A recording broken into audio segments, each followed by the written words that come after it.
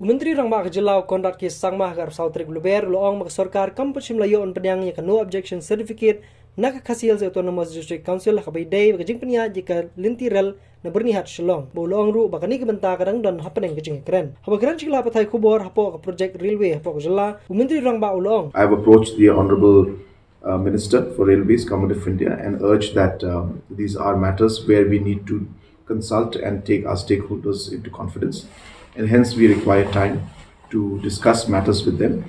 And only once we are able to resolve and come to some kind of understanding would we want to go ahead with things. Sangma ulong ru bau Menteri Rangba kari ulapan pau Halor Jingpyntrei so ya baru kinong ba jeng Kejela da karel kenang bakan kenti kayo kekuat barkan penmentoy ya kari hi baru kawe. Kula benrap ru da kabaong bu Menteri Rangba kari udon ki jingmut kababha bu ulong ka Jingpyntrei so ya baru Kejela bakin nong ba kalong jingmentoy kari baru kawe.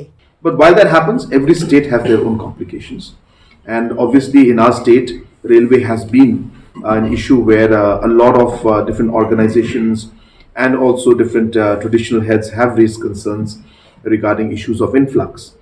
And hence we need to understand that though the importance of the railway is understood, it is also important to carry our people along and build up the confidence in them, and which is what I had expressed to the Honorable Minister, and Honorable Minister understood, and he said that we will go ahead with all of these things only when we are able to carry everybody along and we understand the problems that are there in the state of Meghalaya, and but we hope that we'll be able to find a solution to that at the earliest. Menteri Rangba Kejelau Conrad ke Sangma habai day bagi persa ekseng bahalang Halor kejing Bambiang ki an mate lakam ya kejingwan ki mender on da poi gelentirel ulong bikidang kmi benya Halor kini benta ber Sorkar kadang ya keren barbaro ban snguthu barbanwa dikilat ki Lynti ki Babiang banwan ra ikarel bar kejo ko poru mate lakam kejingwan rung be an ki mender lakala ne banlong kejuba Halor kene usangma ulong maka ILP kede kawe ni kilat handre kamde tangkani kalat. So if we get ILP, then that will be great.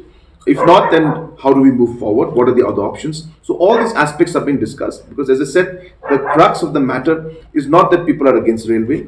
It's not that people are saying it has to be ILP. It's not that people are saying it has to be XYZ. The issue is influx and the protection of our identity. Kumancingkero hangne Menteri Rangba ru ulong mag Sorkar kampus Melayu on Pdiang ni no objection certificate naka Khasi Hills Autonomous District Council habai day bat ka Lynti rel jaga bernihat bat shalong ulong ru bahagi kani benta kadang dan hapdeng kejeng keren.